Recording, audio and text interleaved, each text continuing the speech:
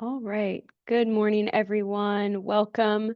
I'll kick us off with a quick introduction of myself. Thank you all for joining us today. My name is Emma Shinall, and I lead the incentives team here at PowerFlex. Also joining me today is going to be one of our incentive experts, Tess, who's going to talk through some programs located in Washington.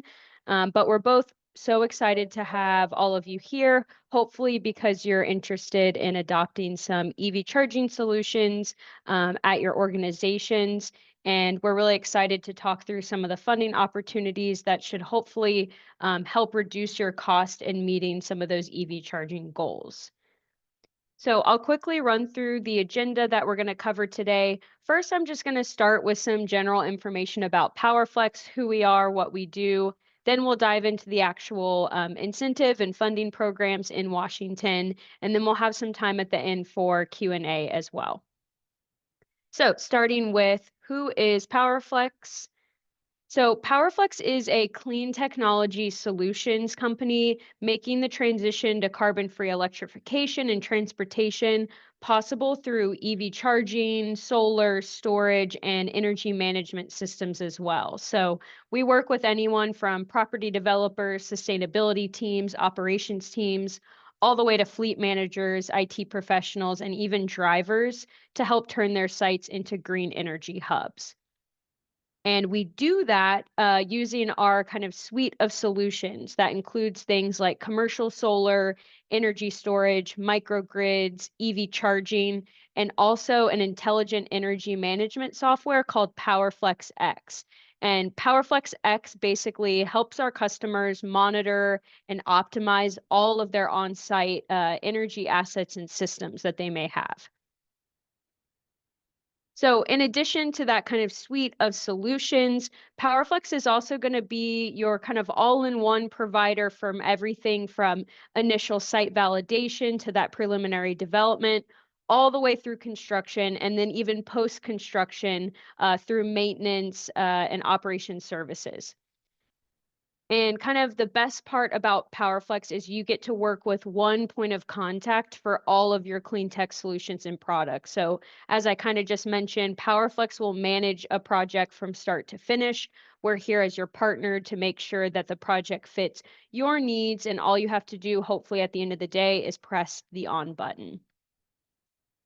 Really quickly, I just want to give kind of a visual shout out to some of the customers we've been so fortunate enough to provide some of these clean tech solutions to.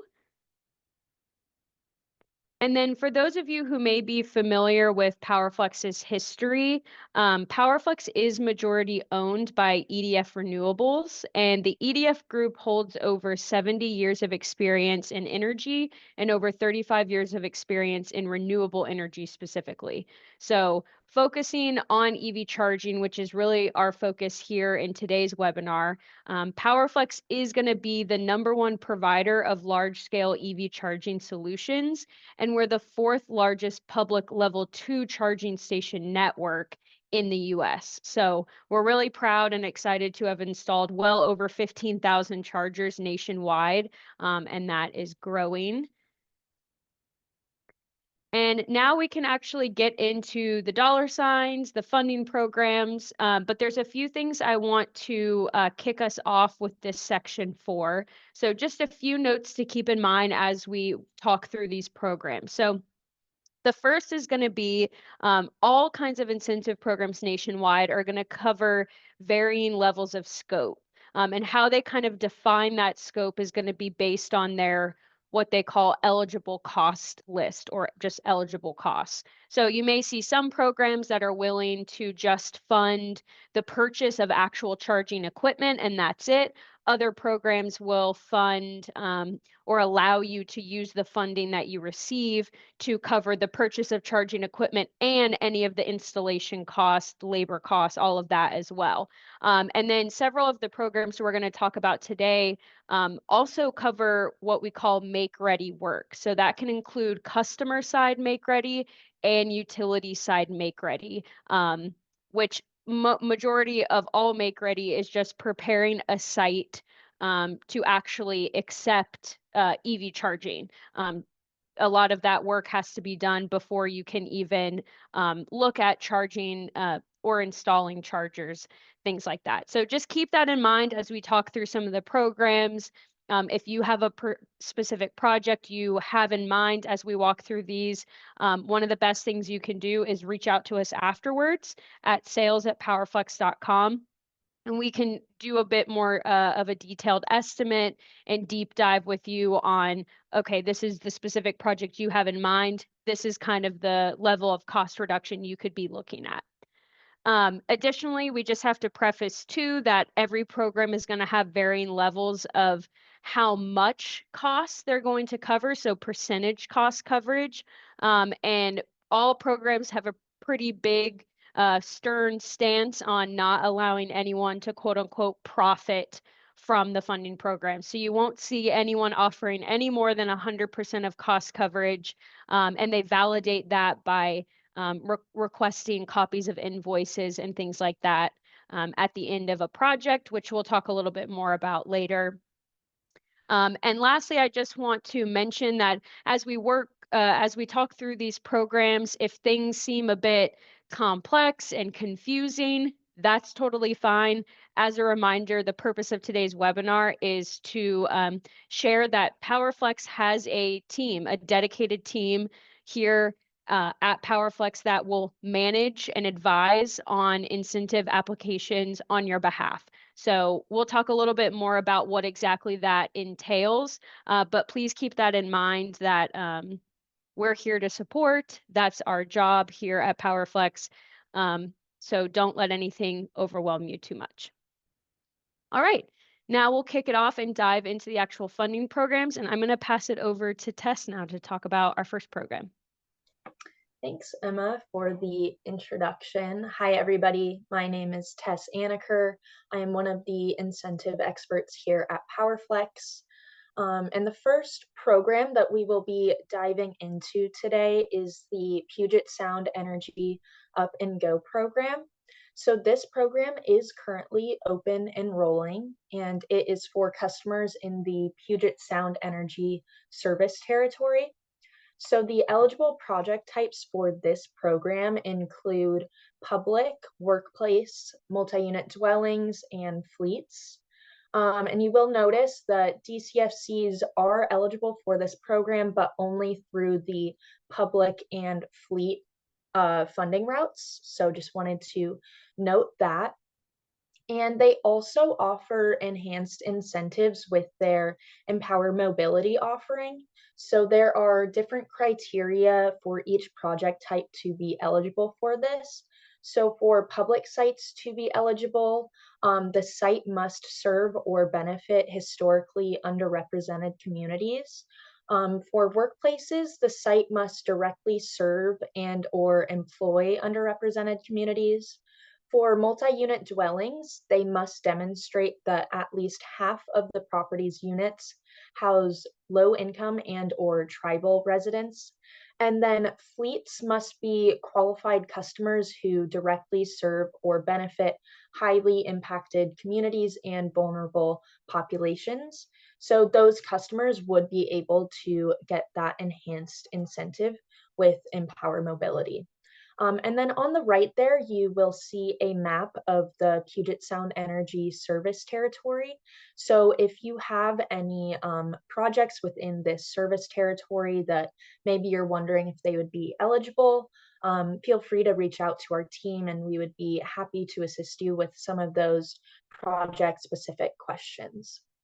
So moving on to the next slide, we can get into some of the funding specifics with this program.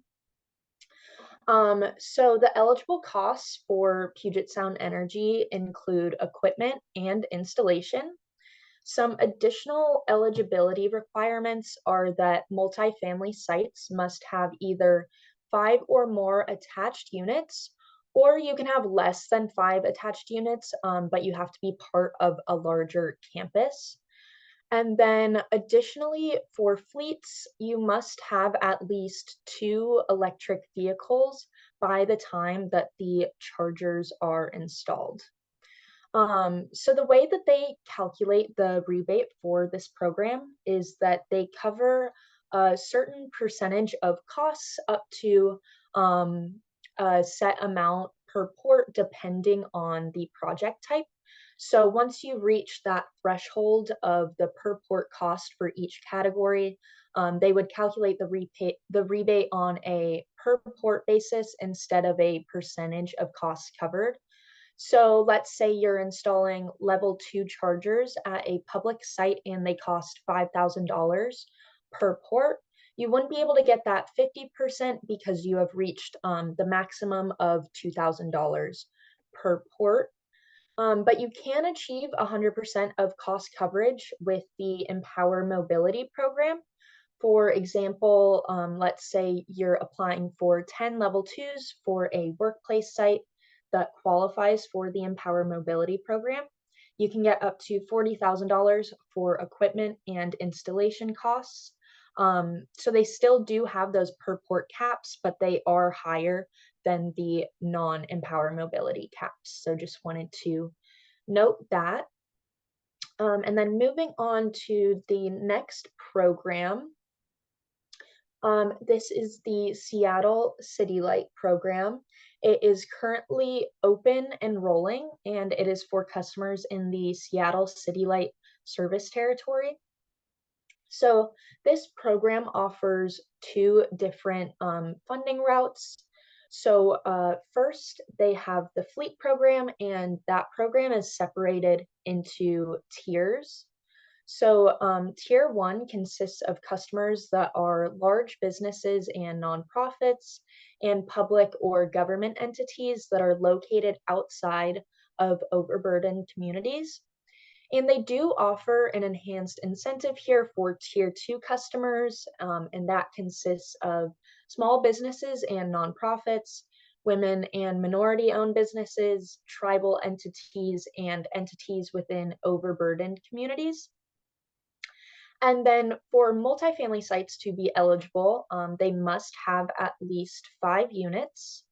And for this rebate, new construction properties do qualify, but they must use the rebates towards installations that are beyond the minimum that's required by local and state codes. So you cannot use this rebate just to meet the minimum that is required. It has to go towards those additional chargers on top of that. So moving into the funding for Seattle City Light, similarly to Puget Sound Energy, the eligible costs are also equipment and installation. And then for the fleet program, they did have a utility side make ready incentive, but that incentive is currently on hold. They are expected to launch the new make ready incentive sometime next year. And they are also planning on launching a public charging program in 2025. So if you have any questions about either of those, you can feel free to reach out to us. We will have the most up-to-date information on that. And then additionally, for the multifamily program, they also have different tiers for the rebate, so you can get an enhanced incentive for affordable properties. So if you'll see there on the bottom right funding table, the tiers are split between market rate properties and then the enhanced incentive with the affordable properties.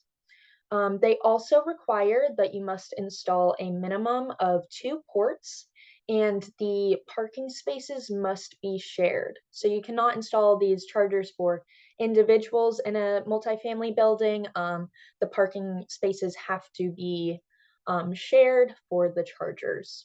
And then the way that Seattle City Light calculates rebate amounts is using a percentage of total project costs.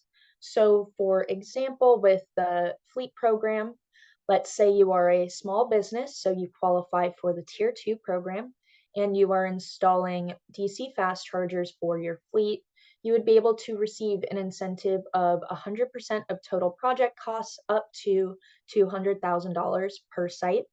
So if your total project costs are over that 200,000, you would just receive the rebate maximum of 200K. And then they calculate the incentive amount the same way for the multifamily program. So if you are applying for an affordable property, you can get up to 100% of total project costs, up to $50,000 per site. So yeah, that wraps up the Seattle City Light program. If you have any project-specific questions, you can feel free to reach out to our team at sales@powerflex.com, and we would be happy to assist you. So now I'll pass it back to Emma to talk about the next program. Awesome. Thanks so much, Tess.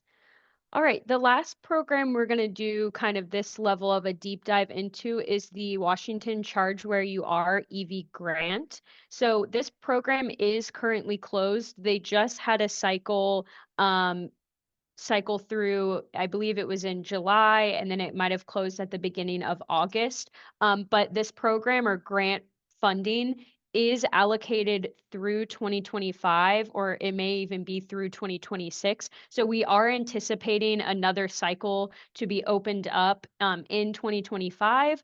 So that will be really great. It's a really valuable program. It is open to level 2 projects only, and they're requiring an installation of at least 4 ports and then a maximum of 10 ports. The site eligibility is really wide open for this grant as well. So any kind of public, private, or nonprofit organizations in Washington are eligible. Businesses are required to be licensed in Washington. Any state, local, and tribal governments are also eligible. And then I also want to point out that any kind of upgrade projects, meaning like, let's say you already have 5 existing chargers installed, they're no longer operating, or you're hoping to upgrade those maybe to networked chargers as the previous weren't actually networked. Those kind of upgrade projects and replacement projects are not eligible for this grant program. In addition to having one of those qualified site types, applicants must agree to maintain and operate chargers for 5 years.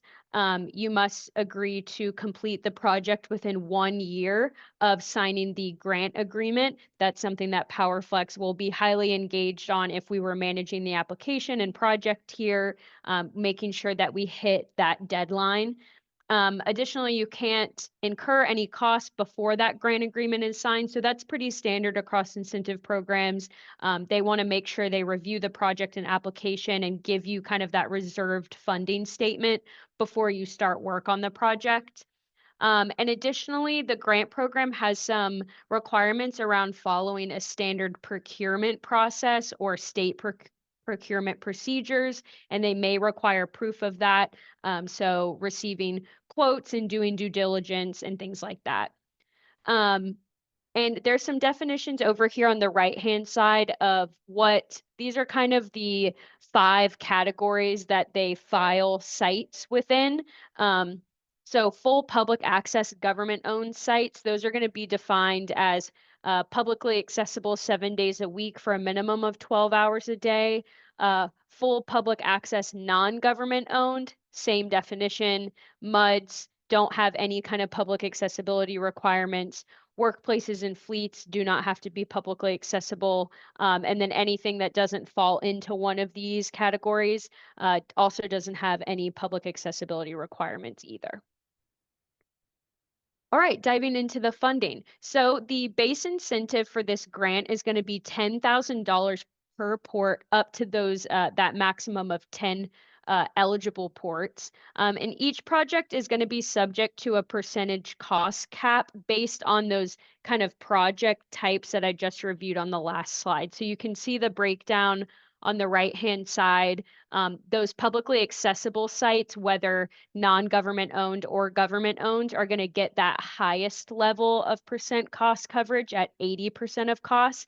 And then everything else like MUDs, workplaces, fleets, reserved areas are going to get 60% cost coverage. And when we say cost coverage, the costs that this grant is willing to cover is anything from design, equipment and materials, the actual installation of the chargers, any electric service upgrades that may be needed, permitting fees, and then also maintenance agreements. So really valuable eligible cost list there. And then additionally, your project may actually be eligible for up to 100% of cost coverage if you fit all of the following listed below here. So if your site or if the applicant entity or site host is a government entity, if the project is going to be publicly accessible, so that's at least 12 hours a day, 7 days a week, year round.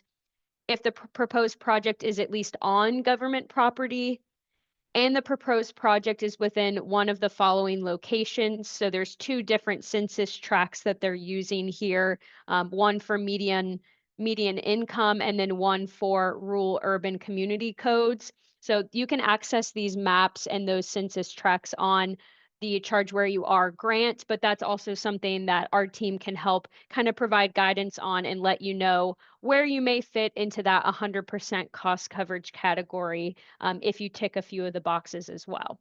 So extremely high value program.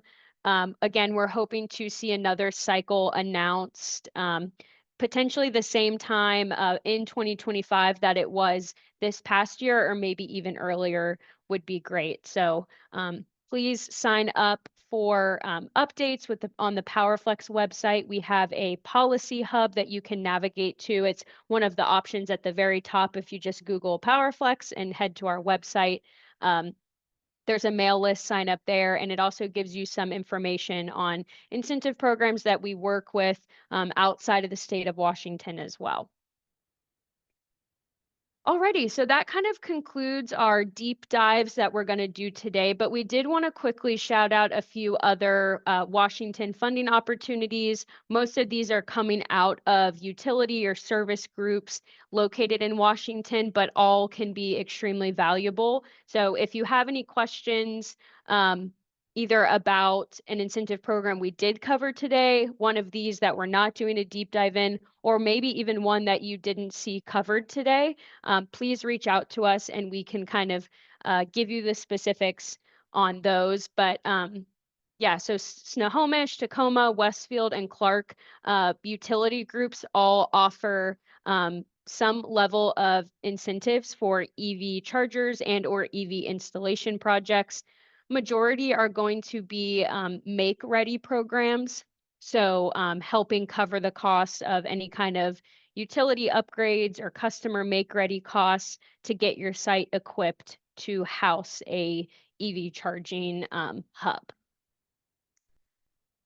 All right, and the last thing I'm going to cover today is, we've talked about some programs, we've talked about eligibility, we've talked about funding levels, but what does it actually look like to apply and manage an application? And I want to talk through what that looks like, and those are, again, things that PowerFlex can take off your plate and do on your behalf. We have a lot of experience working with programs nationwide. We're currently managing just over 100 incentive applications valued at right around $32 million, I want to say, total. So we have the experience and relationships to really take the management task on for you.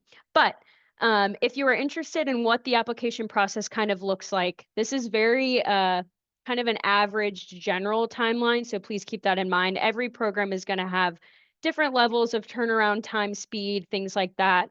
But in general, there's typically a pre-application period. So during this time, you're working with your PowerFlex contact to get a preliminary project plan that best fits your organization and site's needs. We've also have kind of a preliminary project quote. And then at that same time, my team will be working with you and the PowerFlex contact to prepare and submit an incentive application. So once we prepare that application and get it submitted, typically the incentive program will take a couple weeks to review. They may have follow-up questions, things like that. But at the end of the day, we obviously hope that they approve of the application. And at that point, that's typically when the site host would sign a funding agreement with that incentive program. So we touched on that a few times today. That's kind of the signal that great, funding is reserved. You can proceed with this project, and rest assured that if you follow all the rules, you'll get that incentive funding at the end. And also around this time, typically the site host is going to be signing a project agreement with PowerFlex so that we can actually begin the work. So once all of that paperwork and the funding is reserved, we move into the actual project in progress stage. So this is when we're completing the construction. Again, that can vary depending on the scope. Is there a lot of make-ready work required? Maybe the utility has to come out first and do some work there. Then PowerFlex can move in and actually do the installation. It all depends. But while that construction is happening, my team is working really closely with the PowerFlex project manager assigned to the project. And we're, as time goes on, collecting final documentation that is required to report to the incentive to get everything closed out once the project is complete. So that includes things like proof of issued permit, proof of final inspection, very particular photos of the chargers that display that they're receiving power and where their serial numbers are displayed, various things like that. So we have a lot of experience dealing with different programs, nuances on how they prefer things. And we'll get all of that gathered and submitted on your behalf once the project is complete. And then, so now we're in project completion stage. The chargers are operational. We've submitted final documentation to the incentive program. They're reviewing that documentation. If they have questions or corrections, we'll work with them to resolve those quickly. And then at the end of the day, of course, the same goal stands. We hope they approve of all that final documentation, and then they'll release the incentive to the site host, typically in the form of a check. And then PowerFlex's support doesn't just end with that final documentation submission. We will actually continue to fulfill any incentive program data reporting requirements on your behalf as well. So almost every incentive program for EV charging requires some level of charger usage data reporting. That can be anywhere from a commitment of do this for 3 years all the way to 10 years. We do have a program in California that requires monthly data reports for 10 years. So whatever the frequency, whatever the format, as long as we're capable of doing it, which we vet well in advance before ever committing to applying and supporting you for an incentive program, we'll fulfill those needs on your behalf so you can rest assured that the incentive agreement that you signed and all of that is being met even after the project has been completed.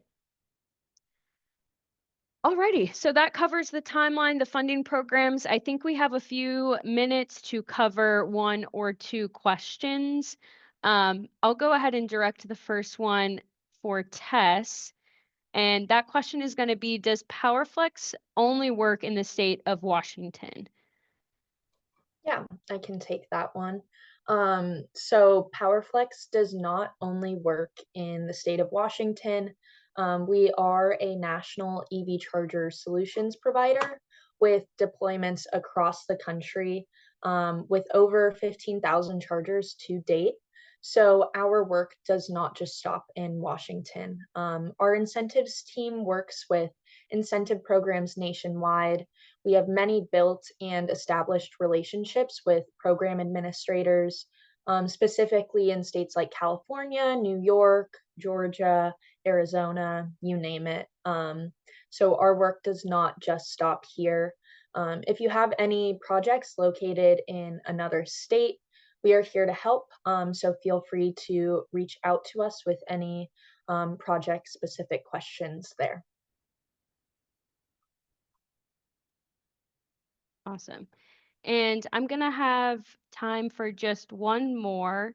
Let's do, so what are some common challenges for organizations applying for clean energy funding? And I can take the lead on that one. So I think this question was kind of addressed with the timeline slide that I just went over, and really kind of all the slides we went over. So a lot of the common challenges start at the forefront of looking into an incentive program and pursuing an application. So there's a lot of eligibility rules. There's a lot of nuance in what funding you might actually be eligible for. And it's obviously important to, everyone wants to know, okay, I'm planning this project, I'm going to commit to this project, and I'm going to pursue this incentive. What can I expect funding wise? You want to have as confident of an answer to that question going into things, and that's really a big role that my team plays, is kind of calculating based on the estimated pricing and all of that, what you could really be looking at receiving once the project is complete, so you can feel confident in that. And then, of course, the actual preparing an application process can be extremely tedious.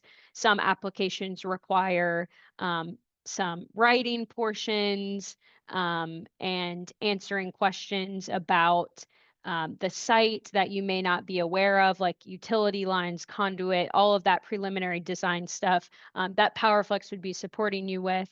And then, even once we get an application submitted, that final documentation I mentioned at the end to officially close out an application and get that incentive released can also be fairly challenging, collecting some of that permitting and AHJ documentation, getting the pictures just right, how an incentive program wants them, getting invoices formatted just how an incentive program wants them. Every incentive program, unfortunately, doesn't have the exact same requirements, and they didn't collaborate on, okay, let's just make this standard across all programs. So that's kind of why my team is here, is to build that expertise of, okay, this incentive program really likes things to look at this way, this one prefers it this way. That way we can hopefully efficiently and effectively close out applications for our customers. But alrighty, I think that wraps up today's webinar. My team and I really want to thank you all again for tuning in and learning with us about the Washington funding programs. I hope some of the information was valuable and got some wheels churning about EV solutions at your organizations and sites. Again, I want to reiterate, if you have any questions about what was covered today or programs outside of Washington, or even just PowerFlex in general, you can reach out to us at sales@powerflex.com, and we would be happy to help. But thank you all again for tuning in, and we hope to hear from you soon. Thank you, everyone. Thanks.